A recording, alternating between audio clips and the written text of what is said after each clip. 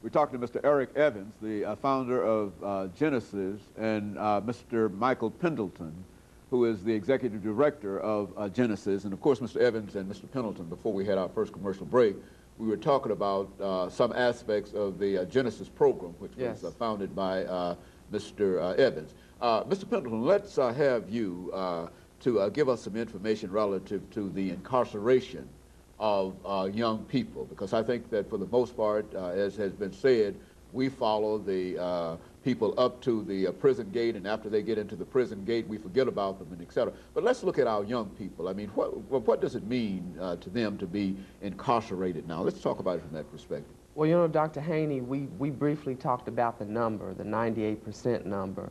Then there's another greater number when you look at worldwide the problem in terms of the issue of delinquency, which is about 60% of the men that are detained worldwide, whether it be through a detention center or whether it be through a prison system, are repeat offenders. We believe that there's a reason for that. And a part of that reason is the whole incarceration process. That does something devastating to the young mind. And again, we were talking earlier about that box. One of the things that I think that is so important about the Genesis program is we help to empower these young men to operate outside of the box. Many times their box is their community. Many times their box is the mindset, their friends, and maybe even sometimes their family. So how can you excel if you're a young man and you've made a mistake, you're now in a system with an orange uniform on, and no one really says to you that you can be that architect, or you can be that computer technician, or you can be that music artist, or you can be that electrical engineer. What we do is empower the mind. We believe that's the first step. We believe that if we can get to the young man's mind, then that's key. So our program is geared towards knowledge, being able to feed knowledge to the young men. Many a times through our sessions, they understand where they are without us even having to tell them that. They come back to us and testify as to, hey, this is what I've always wanted to do, but no one has ever really said to me, hey, I can do it, and I've got a support base of somebody that can help me along the way. And this is, Mr. Evans, what you mean by a program, and you've organize such a program. Let's talk about how you bring young men into that program and some of the steps that are taken in terms of moving them from one level to the other, what you're doing now in a real sense.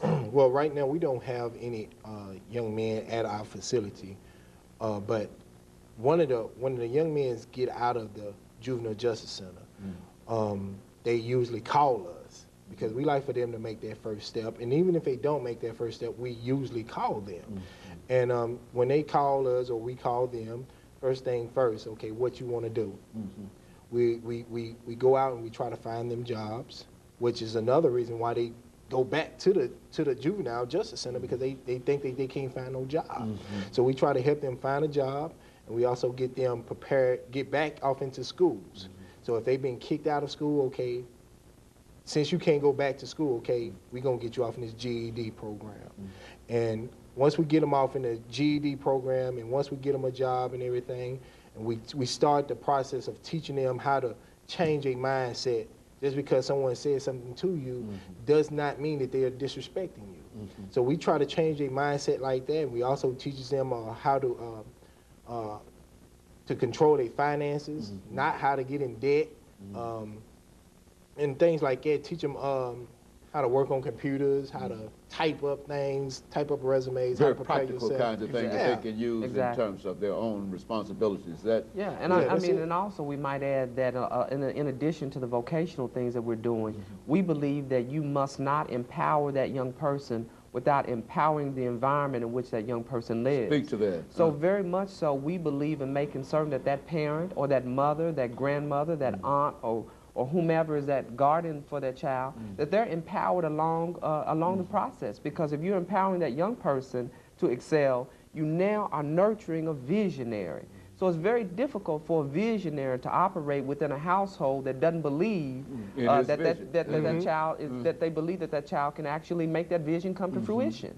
So we believe in being able to uplift not just the child but the family. So there is very much a communal effort in terms of us making certain that we uplift the whole family. And we believe that through that upliftment, that those folks are going to be better, productive members of society. So that is a very important role in terms of, we believe in us of creating a collective effort. And I think we've talked about so many times, and I think I talked with you, Dr. Haney, about the fact of us moving past the phase of identity in terms of who we are as organizations. If the middle ground is the life of the young man or the life of a child, it shouldn't matter if we're Genesis or whomever we are as an organization. We believe in a collective effort. We are very open to working with many organizations in this city, and we will partner with a lot of organizations in this city who may not offer some of the things that we will offer in our building. We don't believe that we have the end-all answer to it all, but what we do believe that we have is a radical choice, a radical view, an alternative choice that is working, and the success rate really kind of proves in the young men that we're dealing with. So we want the community to know that it is a collective effort. It takes all of us to make a difference. And of course, Mr. Evans, when you first approached the juvenile justice system in reference to such an idea, what was the reaction, and how did they eventually come around to allow you to operate in that environment? Well, at first they didn't believe that anything could really happen, because they was like, the question that they asked me was, you got a 17-year-old young man who's reading on a 6th grade level and who is don't have a job, got a child, what you gonna do with him? So my response was, I'll be back. I'm gonna show you what I'm gonna do with him.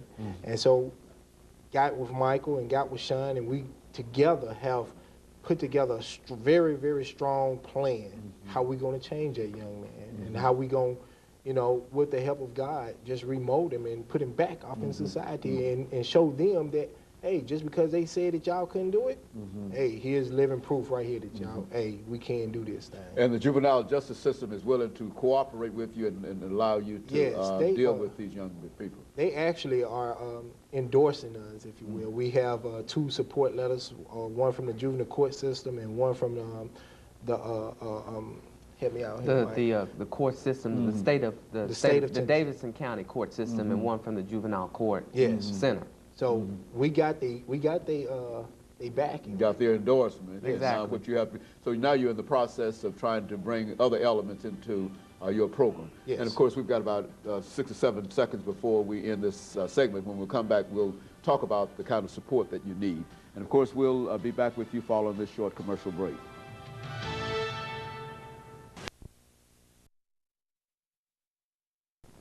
We're talking to Mr.